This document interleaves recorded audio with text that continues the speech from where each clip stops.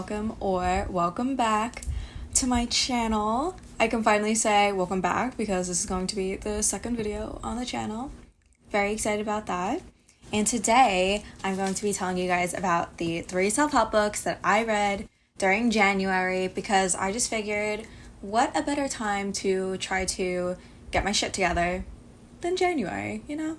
So this is the first official challenge video that I'll be doing in order to tackle my physical TBR. There should be a video coming in the next couple weeks that is all of the books on that TBR, but I figured let's just get started, you know, why waste any time? So the 3 books that I read for this little challenge that I did for myself are The Art of Stopping Time, The Life-Changing Magic of Tidying Up, and Atomic Habits.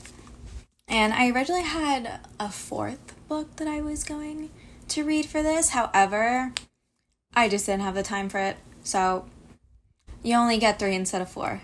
Sorry, everyone. But before we get started, I just wanted to say thank you all so much for all the love on my last video. When I posted it, I didn't think it was going to get that many views, or I didn't think I was going to get any subscribers, but somehow the video got 119 views last time I checked, and I got 18 subscribers. So thank every single one of you so much. That is just so crazy. I was honestly just doing this for fun. So the fact that that many people loved it means a lot. So thank y'all so much. Okay, so let's get into my review of these 3 books.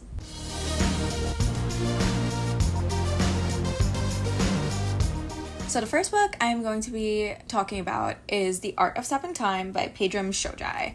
And so, unfortunately, I did give this book 2 stars. But that doesn't mean it's going to be a 2-star for everybody. Let me explain. First, I do have a little backstory with this book. I bought this when I was in college in 2017, 2018, I think right when it came out. Yeah, this was published in 2017. So it was definitely around that time. And I had just picked this up off the shelf at Barnes & Noble. I had no idea what it was about. I just looked at it quickly. I was really looking for a self-help book. And I was like, you know what? This one's probably fine. Let's get it. And I remember reading it back then, and I didn't vibe with it back then. And so I went into it with this preconceived notion that I wasn't going to like it, but I tried my best to be open-minded about it, right? So the way this book is structured is there are 100 days that you have to follow, and the idea is that you read 1 page or 1 thing each day, and then you continue it until you get to 100 days, and you do all the days, right? Let me be totally transparent and say I absolutely did not do that. I don't have the time to do that. I don't have the patience to do that, and I simply just did not want to. Plus, I wanted to get this video out by end of January, early February. So I decided to just read it all within a couple of days and just see what it held. So I do have a lot of gripes with this book. Firstly, I don't think I'm the target audience for this book at all. I think this would be perfect for a person who has a 9-to-5 or just a very consistent schedule. I just don't have a consistent schedule. Not even close to one, so that already puts me at a disadvantage from liking this book. Some of my other gripes with this were certain days where it'd be oh, smile at your neighbor or your coworker and see how it makes you feel and how they respond. And then immediately the day after it would be think about death and the fact that we're all gonna die and your mortality. And I was okay, okay. Which, not that that's that important, but, reading it at once, I was oh my god, okay. So, I was just, not understanding the pace. Maybe if this was organized in more of, you start off small, and then you build up to more intense things as you get used to doing it day by day. But my biggest issue is there's no necessarily, follow-up with what you do each day. So it's you do this thing one day, but then the next day you have to do something else, so it's kind of easy to forget about the first thing. But if that first thing was really beneficial, there's no real follow-up or how to do that, and I feel most people don't necessarily know how to do that, including myself. So it's you could do this really amazing thing, but then if you're focused on the next thing, you're going to forget about it. And then it's how do you incorporate it into your life if you're so focused on doing the next and next and next thing? So that was really my biggest thing with this one. However, that does not mean that this book isn't for you. I think this is definitely good for the right person. I just unfortunately am not that person. And you know what? There was some really good things. I think I've got about 20 tabs in here out of 100 days. So for like someone who really didn't vibe with it, I think that's a good amount.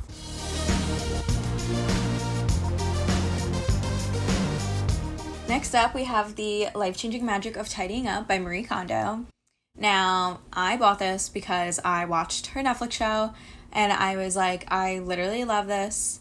So let's just read the book. Let's see what the book is all about. So this book, the actual experience for me reading this was a 3.5. However, I use a lot of things from this book already just from watching the show. So I had to bump it up to a 4 because it's very, very practical for me. Now, there's definitely a lot of points in here that I was like, that's a little extreme. And so I think when you read this book, this is definitely something that you need to take what resonates with you and leave the rest. And I feel like that's what would make Marie Kondo happy, you know? I feel like this has a lower rating than I would have thought, like on Goodreads. And I think it's because a lot of people take this at complete face value. And it's like, if you don't do every single thing in this book, then it's like not going to work for you. And I don't think that's necessarily true because, once again, I do a lot of the things in this book already that I got from the TV show. The main one is the folding, and when I tell you that has helped me like so much, and the literal reason why I had to give it 4 stars instead of 3.5. Like, every single thing in my wardrobe is like folded standing up if it's on a hanger, but that's something that resonated with me, so I took that from this. And, you know, there's definitely things in here that, like I said, like I didn't agree with. Like, I think just because something doesn't spark you joy doesn't mean like it's not useful in your life. You know, like there's definitely things that I have that I might not necessarily like, but I do need them. So I think that's like where this book really doesn't like resonate. Nobody talks about how funny this book is though. Like, there was one point where she was saying that she was so obsessed with tidying, she just started throwing stuff away of her families because she was so annoyed that they weren't tidying. And there was one point where one of her members of her family confronted her. They were like, Marie, did you throw out my thing? She was like, no. And then they were like, are you sure? She was like, no. And then they were like, I knew it was here. And then she was like, well, you weren't using it. And you obviously forgot about it. Like, why is that so funny? Like, gaslight, gatekeep, girl boss, queen. But no, besides that, I do honestly think this is useful. But once again, you have to take what you need, take what resonates with you, and leave the rest. I truly think that if you have watched her Netflix show and maybe like you took a lot from that, I don't necessarily think you need to read this book because a lot of what I took from this book I had also gotten from her TV show. So, you know, maybe this one, if like you don't feel like reading like the whole book, like take a watch of the show. It is super fun to watch too. So overall, definitely a 4-star read for me that is very, very useful.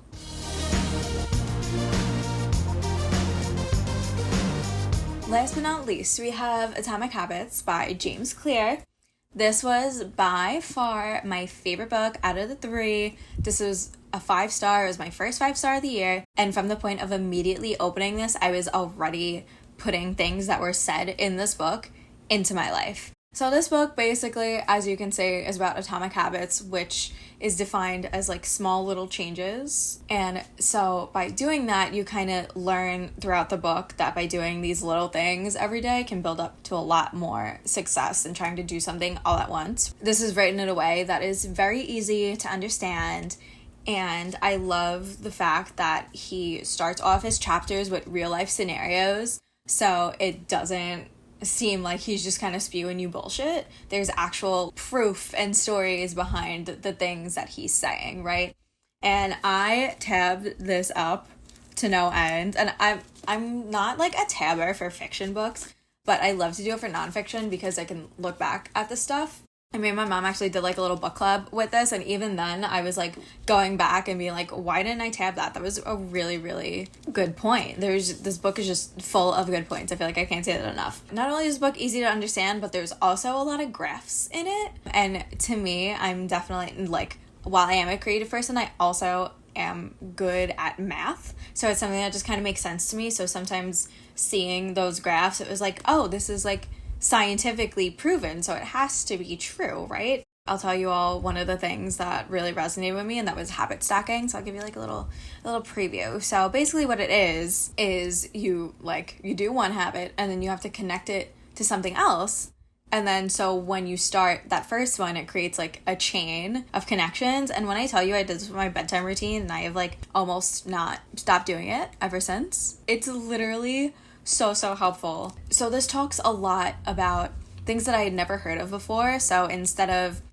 trying to just simply be motivated, like how you can kind of like change your environment to cause you to be motivated, or how you can change your system instead of changing your goal because maybe your system's not working right. And like that's what's a system? Like I've never heard of that before until this book.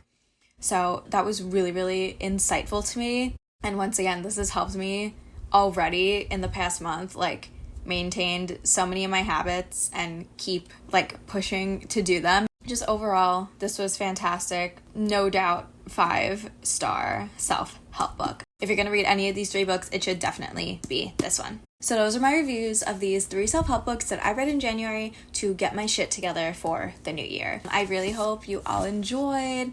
Let me know if you guys found your next read from this video, or if you have any more self-help book recommendations, maybe leave them in the comments so other people can see it. I just want to say again, thank y'all so much for all the love on the last video and to the channel. I am also going to start posting on my Bookstagram, so you can follow me there. The link's in the description. Follow me on Goodreads and Storygraph if you want a little spoiler alert on what I'm reading. Thank you all so much for watching, and don't forget to take care of yourself today. Bye!